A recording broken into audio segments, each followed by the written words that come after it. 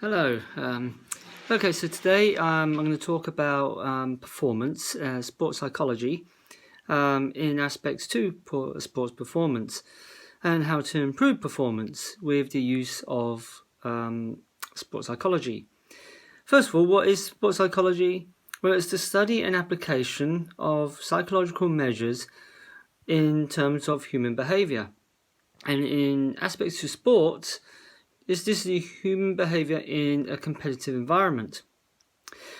So sports psychology is not, however, motivational speaking, because the motivational speaking do pretend to be sports psychologists, and they use these buzzwords such as wishing and hoping, dreaming, imagining, visualization, all those aspects of saying all you have to do is believe, or all you have to do is dream or wish, or all you have to do is hope.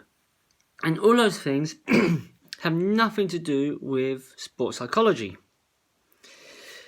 Because when you're in a situation where you're having an illness or injury, or you're overtraining, or you're having difficulties, you cannot possibly wish, hope, imagine, visualize yourself not having them, because they are physiological or physical. But what we do know is that the perception is sports psychology is a quick fix, which is definitely not. But we do have in sports psychology what we call motivational factors. But these are personal to each individual. Whether it's your motivational factor is financial or prestige, peer involvement, all those things are personal and individual to each person. So, as a sports psychologist, we do not go anywhere near motivation or anything to do with motivational speaking. The first tool we use in sports psychology is, as I already mentioned before in a previous video, is developing a training plan, a log and a diary. And then you utilize the training diamond with periodization in your training. That gives you a situation of understanding of where you're going, what you want to do, and how you're going to achieve it. And as you identify your particular goals and what you want to do, you'll be able to specifically identify them and target them and achieve them. The second part we normally use is the profile of mood state.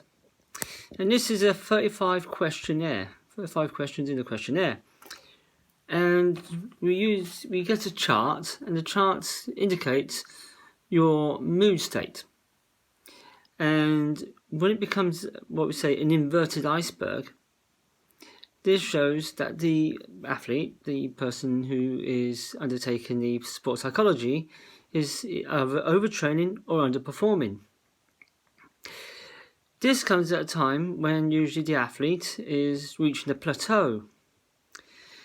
And when they reach a plateau, their performance may drop or not as they predicted. And so they become either angry or anxious or frustrated. Now, the profile of mood state identifies the level of anger and frustration. What happens then is the athlete continues on, not happy with the performance, becomes frustrated, and thinks that they're not training hard enough or performing hard enough. So they train harder and they push themselves harder, and they become into a situation of ever decreasing circles where performance declines. So to undertake what we do using the profile of mood states, we also look at physiological measures, such as the best one would be your resting heart rate. The resting heart rate will match the level of your mood state. So an elevated resting heart rate would be in correlation to a person's level of frustration. And there we're able to use some sort of intervention. Primarily the best intervention at that point is to have a break. to put a little pause in the training and in the competition stage. And that rest usually then is followed by what we used to call the Zatopek effect. Where performance is improved after a period of rest. So the body is fully recovered and the athlete is then mentally refreshed.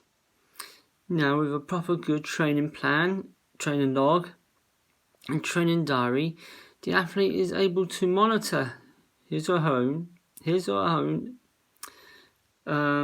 training progress, and hopefully will be able to prevent the level of getting to the overtraining syndrome. So that's really basically the first part of sports psychology and what we need to do, and then you could progress from there.